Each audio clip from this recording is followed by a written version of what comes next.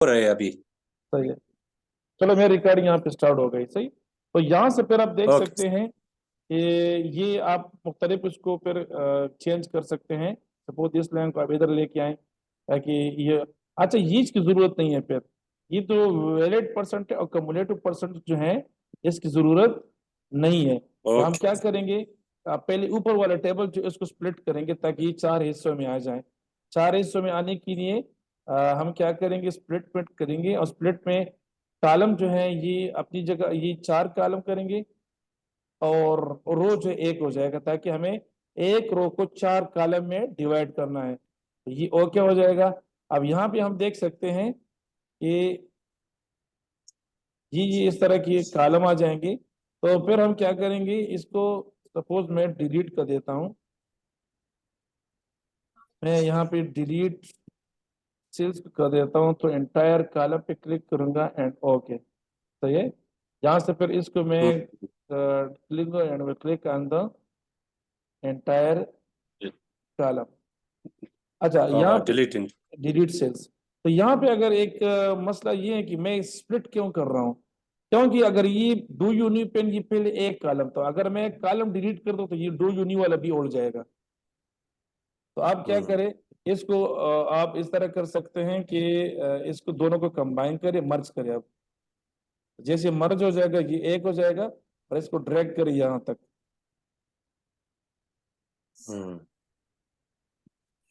ये हमारा इसको ये फिर एक बड़ा वो करे ताकि इसकी अलाइनमेंट जो है ये खैर इतना मसला नहीं करेगा। ये हमारा अब टेबल जो है बन गया है और ये दोनों लाइन एक दूसरे के साथ अलाइनमेंट होनी चाहिए।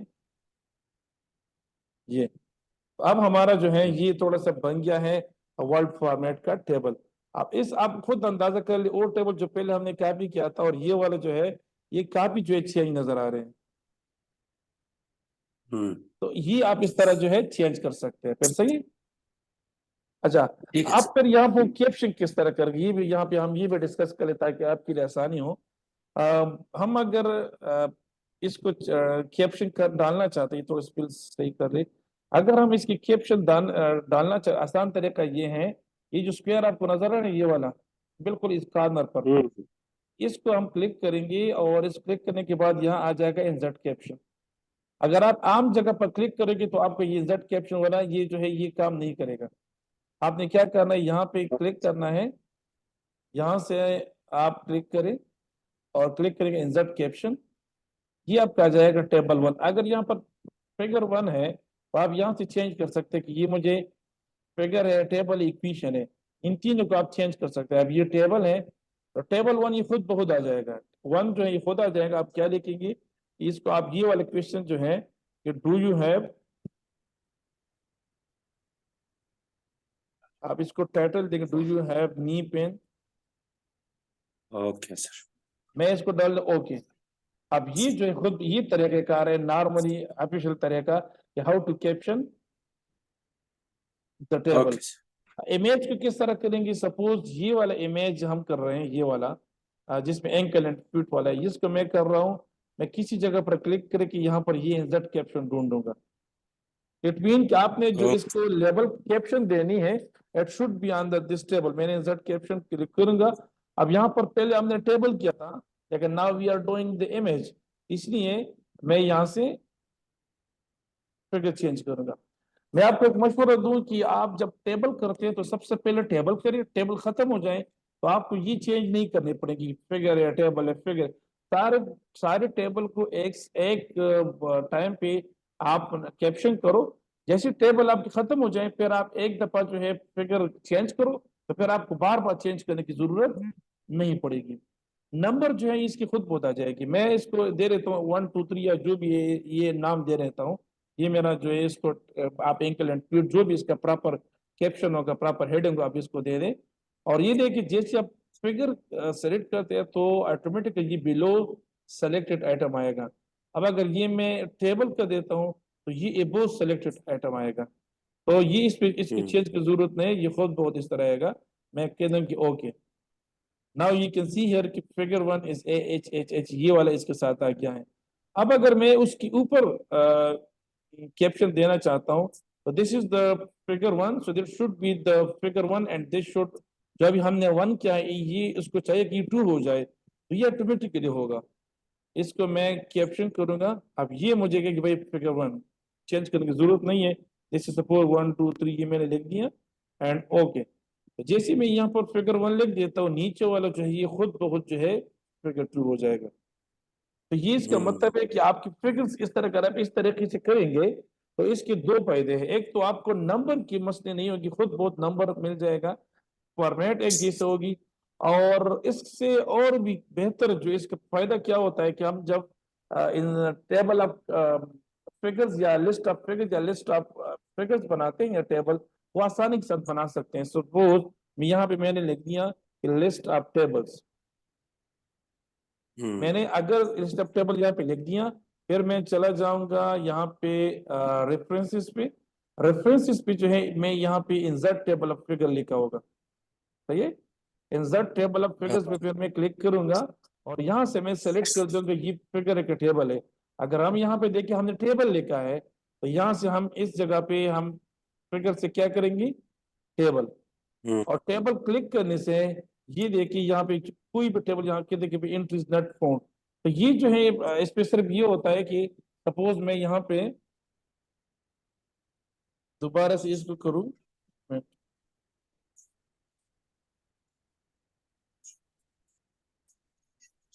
और यहाँ से फिगर में डाल लूँ and I will click on the, कोई भी यहाँ से मैं सेलेक्ट कर लूँ तो I will click on okay. तो ये मेरे ये आ गए दोनों। ये जो अभी मैंने यहाँ पे कैप्शन किए हैं तो ये आ गए। फिगर 1 जो है ये 1 पेज पर है एंड फिगर 2 ये जो है इस पेज पर है। अगर मैं इसको थोड़े से राइटिंग कर देता हूँ और ये खुद नेक्स्ट पेज पर चले जाते हैं, नेक्स्ट पेज पर चले जाते हैं, तो फिर अगेन दो नंबरिंग या लिस्ट की जरूरत नहीं पड़ेगी। मैं इस पर क्लिक करूंगा कि update the table, update the field, update the field. जैसे मैं क्लिक करूंगा एंड एंटायर टेबल पर क्लिक करूंगा तो यहाँ पे नंबर खुद बहुत चेंज हो जाएगी। इसका ये जो सही तरीके से अगर आप कैप्शन करें तो ये पेज नंबर अपने लिए खुद ढूंढेगा कि फिगर 1 खुद ढूंढेगा मैं कौन से पेज पर हूँ। तो जितने भी आप जो एक तो आपको ये एक फॉर्मेट, ये देखिए 1 1 ये मैंने नहीं दी, खुद बहुत आ गया। इसी तरह जो है आप जो है किसी भी जो है उसको कर सकते हैं, सही है। ठीक है सर। सपोज यहाँ पे मैं दोबारा इसको क्लिक कर देता हूँ और इसको मैं इंसर्ट कैप्शन क्लिक कर देता हूँ। ये इसको यहाँ से मैं चेंज कर देता हूँ। ये टेबल है, टेबल 1, और टेबल 1 को मैं दे देता हूँ कि ये 1 2 3 4 5 6 7 ये आ गया एंड आई क्लिक ओके। इसके ऊपर वाले को मैं हटा देता हूँ और अब मैं ऊपर चला जाऊंगा कि मैं इस जगह पे डालना चाहता हूँ लिस्ट ऑफ टेबल डालना चाहता हूँ। तो वही रेफरेंसेस पे जाऊंगा, रेफरेंसेस पे अब click on the insert table. और यहाँ से अगर फिगर सेलेक्ट नहीं है तो मैं यहाँ, फिगर सेलेक्टेड है तो मैं यहाँ से टेबल कर दूंगा। मुझे इस तरह का ये टेबल चाहिए, so I click on the okay. तो यस, तो ये वाला टेबल आ गया है। Table 1 2 2 2 table is on figure 4। तो इसी तरह आप यहाँ पे इससे देखिए कि लिस्ट ऑफ फिगर लिख लें, सही है। और इसको फिर आप क्लिक करें और इंसर्ट पे जाएं और कहें कि मुझे नेक्स्ट पेज पर ये लिस्ट ऑफ फिगर चाहिए, तो insert list of figure next page पर चला जाएगा। तो ये देखिए पहले पेज पर आपके हो जाएंगे लिस्ट ऑफ टेबल, इस पे हो जाएंगे लिस्ट ऑफ फिगर हो जाएंगे। अच्छा, अब अगर आप किसी जगह पर एब्रीविएशन लिख रहे हैं, एब्रीविएशन का तरीका ये है कि सपोज एक जगह पे लिखा है KMU, तो आप जो है इसको डबल स्टेप से देंगे। ये खैबर मेडिकल यूनिवर्सिटी है। फिर एक है this is the WHO, which simple mean world health, जो भी इसका है। मैं इसको यहाँ पे ले और टैब देके और लिख देता हूँ कि वर्ल्ड हेल्थ। और एक जो है सपोज ABC है। अब अगर यहाँ देखिए तो ये KMU ये अल्फाबेटिक ऑर्डर में नहीं है। इस अल्फाबेटिक ऑर्डर के लिए मैं I will select all of them and फिर मैं होम पे चला जाऊंगा और होम पे यहाँ पे ये A to Z लिखा हुआ है। I will click on the A to Z पर क्लिक करने से मैं ओके कर लूंगा। तो ये ऑटोमेटिकली जो है ABC KMU WHO। तो आपकी एब्रिविएशन जो है ये होनी चाहिए उस पर क्या कहते हैं उसको, अल्फाबेटिकल ऑर्डर। अच्छा, आप टेबल पे आ जाते कि टेबल हम किस तरह करें, कौन कौन से टेबल, हमने टाइम इस पर ज्यादा लिया। ये तो सारे टेबल आप कर लेंगे। कि जिसमें से एक एक टेबल को आप वैलिड हटा लेंगे, ये वैलिड और कम्युलेटिव परसेंटेज ये आप हटा लेंगे। अब ये आप वहां पे चेंज कर सकते हैं। टेबल को सिंपल यहाँ से कॉपी करो, अपने हेडिंग के नीचे पेस्ट करो, और फिर वहां पे आप वैलिड एंड कम्युलेटिव, यहाँ से आप रिमूव नहीं कर सकते। यहाँ से आप रिमूव तो ना करिए, इसको कॉपी करिए, उधर पेस्ट करिए, एंड दीज टू कॉलम को रिमूव करो, वैलिड को रिमूव करो, और इसका शेप चेंज करो, आम वर्ल्ड उसकी तरह लेके आऊं। और हर एक के साथ साथ जो है ये वाला नेक पेन टेबल के साथ नेक पेन का डायग्राम डाल दो, इस तरह एल्बो पेन के साथ जो है शोल्डर पेन के साथ शोल्डर का डाल दो, और इस पर मैंने तरीके से कहा कि हर एक टेबल पर आप अपनी वो जो परसेंटेज है और काउंट वो डाल सकते हैं। ये तो इजी हो गया, ये मतलब ये तो आपके सारे हो जाएंगे। अब हम जाएंगे टूवर्ड्स द जहाँ पे हमने ये इम्पेयर्स के साथ ये सिचुएशन की थी। अच्छा, ये आपके जितनी भी न्यूमेरिकल है उन सब का ये आप इस तरह करेंगे। एज का मीन यहाँ पे देखिए, this is the mean age 29 था आपका। ये आपका मीडियन है 28, ये आपका मूड है, इसको जरूरत नहीं भी है, अगर आप करना चाहें तो अच्छी बात है। और ये आपका स्टैंडर्ड डिविएशन है। तो आप जब रिपोर्ट करेंगे तो वहां पर लिखेंगे the mean age was 27.73 plus minus, जो मैंने आपको तरीका बताया पहले कि आप जो है वहां पे सैंपल से ये लगा लेंगे, and then we click on 6.886, standard deviation हो जाएगा। The minimum age was 21 and the maximum age was 54। ये आप सेंटेंस में लिखेंगे और ये टेबल यहाँ से खुद बनाएंगे। यहाँ से टेबल आप खुद बनाएंगे जिसमें से आप मीन ये है, मीडियन ये है। फिर आप हाइट वेरिएबल देखें, तो हाइट वेरिएबल के साथ साथ जो है आप ये लिखेंगे मीन हाइट ये था, मीडियन ये था, मोड ये था, स्टैंडर्ड डिविएशन ये था। Minimum height was 145 and the maximum was 192 centimetre. इस तरह जो है मैक्सिमम वेट जो था ये 98 था। इसका मतलब है कि ओवर वेट या 100 प्लस कोई भी बंदा नहीं था इन तमाम पार्टिसिपेंट में। और 45 केजी का जो है सबसे कम बंदा जो था वो 45 का था। सबसे कम एक्सपीरियंस एज वाला जो बंदा था वो 1 था, और सबसे ज्यादा जो था ये 30 ईयर एक्सपीरियंस का था। वर्किंग आवर पर वीक जो 18, सबसे कम वर्क था 72, दैट वाज द सबसे ज्यादा कम जो ये 72 पर वीक है। पोस्चर आवर जो है ये 14 आवर, ये 3 आवर बैठता है, इनकी ड्यूटी जो है इस पोस्चर में है। इन प्यारे सबसे कम ऐसे लोग भी थे जिनको पेन बिल्कुल नहीं था, तो उनका 0 था। और सेवेयर पेन जो है किसी का अगर होता तो वो 9 था। तो ये एक एक वेरिएबल यहाँ पे आप लिख सकते हैं कि the severity of the pain, साथ में आप ये टेबल बना सकते हैं। पोस्चर आवर आप साथ में इस कॉलम को लेके और ये वाला टेबल, छोटा सा 2 कॉलम का टेबल बनाएंगे, और प्लस इसके साथ ये वाला इम्पेयर्स के साथ ये इमेज लगा लेंगे। इसके बाद जो है पोस्चर आवर के साथ ये बना लेंगे। इसी तरह जो है वर्किंग आवर के साथ ये बना लेंगे। एक्सपीरियंस तो हर एक के साथ ये, तो इट मीन न्यूमेरिकल वेरिएबल के साथ टेबल जो है आपने इमेज ये बनाने हैं, और टेबल आपने सेलेक्ट करना है, यहाँ से खुद बनाना है इस लिस्ट से आपने ओ, खुद बनाने, समझ गए आप? बिल्कुल सर। अच्छा, फिर आप ये कोरिलेशन आ गए, कोरिलेशन पे पूरा टेबल आप कॉपी कर सकते हैं यहाँ पे। ये जो टेबल है ये आप पूरी कर सकते हैं। अच्छा, मैं आपको ये समझाऊं कि इसका किस तरह आप करोगे। ये जो वैल्यू है ये इस एजे टू टेल जो है ये आपका पी वैल्यू है, ये आपका पी वैल्यू है।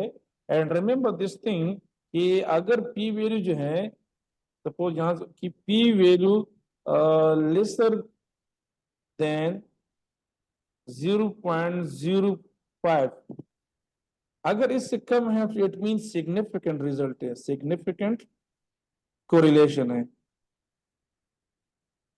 And if the P value जो है दिस इज ग्रेटर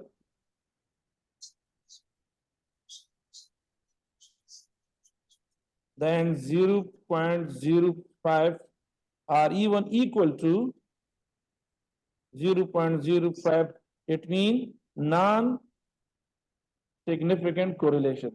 तो ये आप यहाँ पर देख सकते हैं इस टेबल में कि यहाँ पे एज के जब हमने कोरिलेशन दिया तो हाइट के साथ उसका सिग्निफिकेंट कोरिलेशन था, या आप इस सिचुएशन कह सकते हैं वेट के साथ कोरिलेशन जो है इसका पॉजिटिव था। और ये देखो यहाँ पे किसी के साथ जो है माइनस नहीं लेके, it mean it all are the positive correlation. ये पीयरसन कोरिलेशन टेस्ट हमने अप्लाई किया था। आप इस टेबल को कैप्शन यही दे सकते हैं कि the analysis of different variables through correlation, या Pearson correlation result। Pearson correlation between different variables, ये भी आप लिख सकते हैं। एज के साथ एज का तो आप लिखेंगे, बिकॉज एज का तो एज के साथ ऑब्वियसली वन आएगा। Age with height there was significant correlation, age with weight significant correlation, experience और एज के साथ सिग्निफिकेंट कोरिलेशन, वर्किंग और इसका सिग्निफिकेंट है, पोस्ट सर्वर के साथ इसका सिग्निफिकेंट है। अच्छा, एक और इन पेरिस के साथ जो है इसका non significant. It mean in Paris और एज का एक दूसरे से कोई ताल्लुक नहीं है, ये एक दूसरे पर। तो यहाँ पे जो जो वैल्यू होगी अब ये देखिए 0, अच्छा 0.000, इसको आप इस तरह लिखेंगे।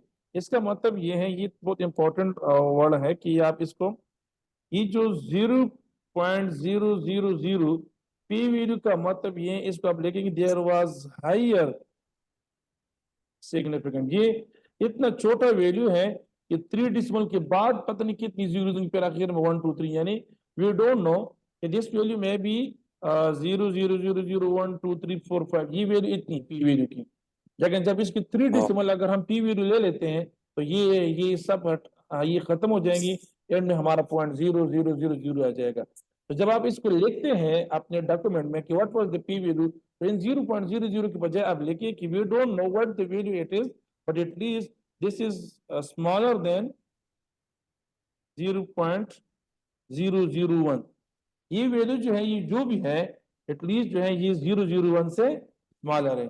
तो ये जो है आप यहाँ पे ये इसके साथ ये इस वैल्यू के बजाय आप ये वैल्यू लिख सकते हैं। This is the technical and official जो है report to P value when it is highly significant. तो वापस आ जाते हैं, ये तो आपके कोरिलेशन टेबल हो गया। इस टेबल से आप समरी बनाएंगे कि कौन कौन सी वेरिएबल के दरमियान पॉजिटिव और सिग्निफिकेंट कोरिलेशन है और कौन कौन सी वेरिएबल ऐसे हैं जिनके दरमियान नॉन सिग्निफिकेंट है। जैसे मिसाल के तौर पर अगर आप इन पेरिस देखें तो इन पेरिस तकरीबन सबके साथ जो इनका सिग्निफिकेंट नॉन सिग्निफिकेंट आ रहा है।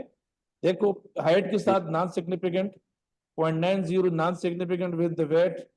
अब यहाँ पे देखिए इसका 0.00 एक्सपीरियंस ऑफ ईयर के साथ इन पीआरएस। अब ये एक लॉजिक भी बनता है कि जैसे एक्सपीरियंस बढ़ती है तो एजिंग के साथ तो पेन भी बढ़ता है, पेन सेंसेशन बढ़ती है, पेन की तकलीफ बढ़ती है। That's why there was significant association between the numerical pain rating scale and the experience years. Working hours के साथ जो इसका कोई ताल्लुक नहीं है, उसकी वजह ये हो सकती है कि यहाँ पे बहुत इतना ज्यादा नहीं है, 3 6 5 इस तरह के आवर्स में है। There was no situation and there was, तो आप इस तरह लिख सकते हैं कि the situation of the in pairs with other variable. तो ईच एंड एवरी वेरिएबल के साथ इनका सिचुएशन जो था ये नॉन सिग्निफिकेंट था, एक्सेप्ट द एक्सपीरियंस ईयर जिसके साथ ये था 0.009। तो इसी तरह जो है आप इनसे समरी बना लेंगे कि कौन कौन सी वेरिएबल के दरमियान सिग्निफिकेंट सिचुएशन एंड कौन कौन सी वेरिएबल के दरमियान नॉन सिग्निफिकेंट। तो इस टेबल पर आप जब राइटिंग करेंगे तो इस टेबल की नोट्स आप इस तरह लिखेंगे कि there was significant association between age and height with weight experience age. और इस पे फिर आप या टेबल भी बना सकते हैं, यहाँ पे इस तरह ऐसे आप टेबल भी बना सकते हैं। टेबल इस तरह बना सकते हैं कि एक छोटा सा टेबल बनाएं और उस टेबल पे मैं दोबारा से आपको लिंक सेंड कर देता हूँ। मेरे ख्याल में इसका टाइम पूरी होने वाला है। कोई मसला तो नहीं है अगर मैं 10-15 मिनट और आपसे लूँ ये एक्सप्लेन करने के लिए? ओके सर, कोई बात नहीं। मैं ये लिंक ये स्टॉप कर रहा हूँ, मैं दोबारा से लिंक शेयर कर देता हूँ and again I will send the recording of that as well. सही है, ओके मैं इसको अभी स्टॉप शेयर कर रहा हूँ। सही, ठीक है सर।